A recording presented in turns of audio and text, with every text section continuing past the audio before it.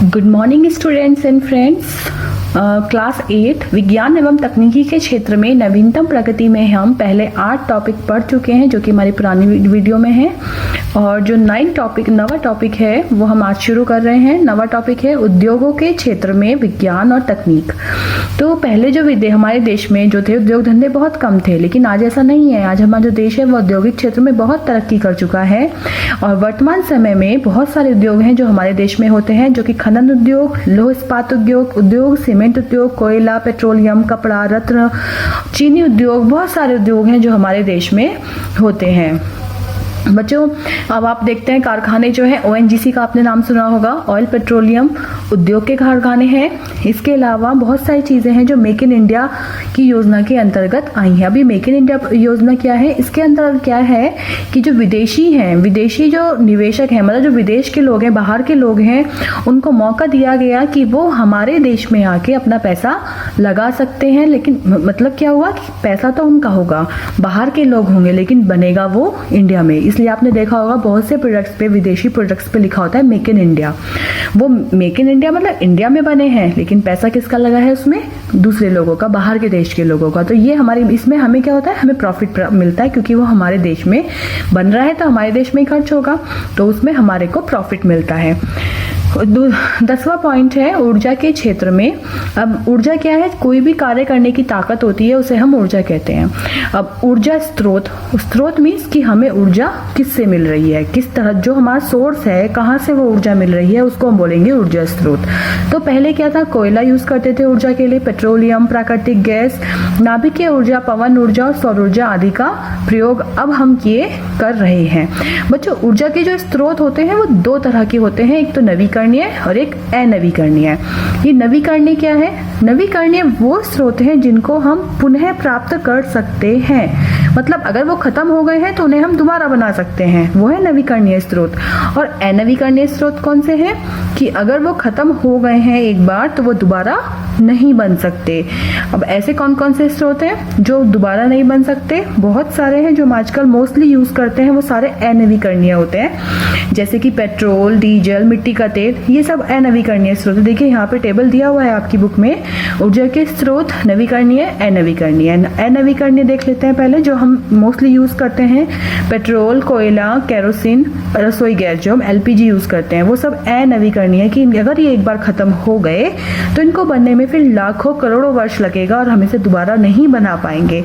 और नवीकरणीय स्रोत सूर्य, पृथ्वी, वन, जल, जैव, पवन, ये सब ऐसे ऊर्जा के स्रोत हैं। पवन ऊर्जा, सौर ऊर्जा, पृथ्वी की ऊर्जा, वन, जल ऊर्जा, जैव ऊर्जा, जो एक बार खत्म हो जाए तो दोबारा बना लो उसको। तो ये सब है नवीकरणीय स्रोत।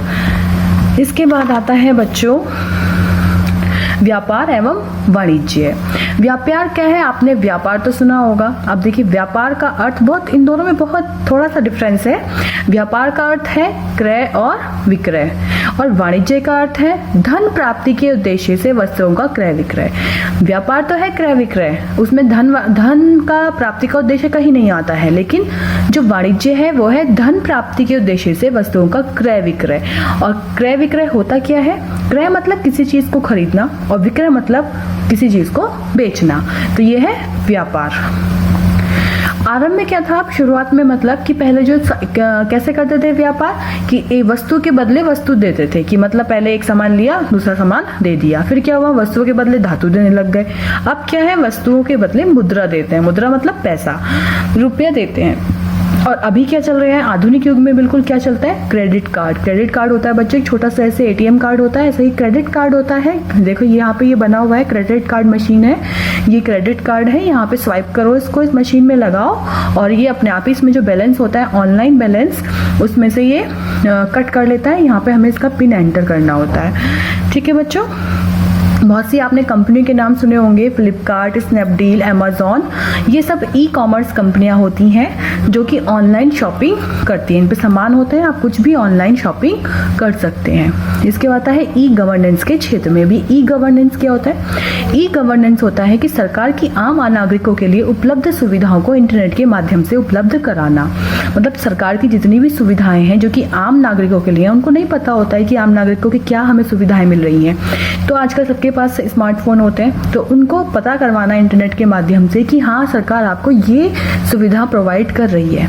इसको बोलते हैं ई गवर्नेंस। मतलब जो सरकार की सूचनाएं हैं, सरकार की जो योजनाएं हैं, वो सब जो है इंटरनेट के माध्यम से आम नागरिक तक पहुंचाना ई गवर्नेंस कहलाता है। इसके अलावा कोई भी चीज़ है, कोई भी सूचनाएं हैं, आप सब ऑनलाइन कर सकते हैं। विद्यालय में दाखिला लेना है, बिल भरना है, आय जाति प्रमाण पत्र बनाना है, कुछ भी है, ये सब जो है ऑनलाइन, आप ऑनलाइन मीन्स इंटरनेट के माध्यम से आप कर सकते हैं।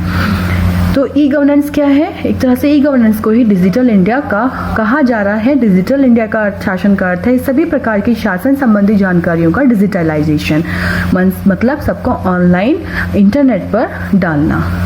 चलिए बच्चों, ये चैप्टर आज कंप्लीट हो गया है और इसके जो क्वेश्चन आंसर्स हैं वो हम नेक्स्ट वीडियो में करेंगे एक्सरसाइज। लेकिन हाँ, उससे पहले आप एक बार अपने पास इसको सॉल्व करके रखना और फिर आप चेक करना कि आपके आंसर्स कहाँ सही हैं और कहाँ गलत हैं। तब तक के लिए थैंक यू, बाय।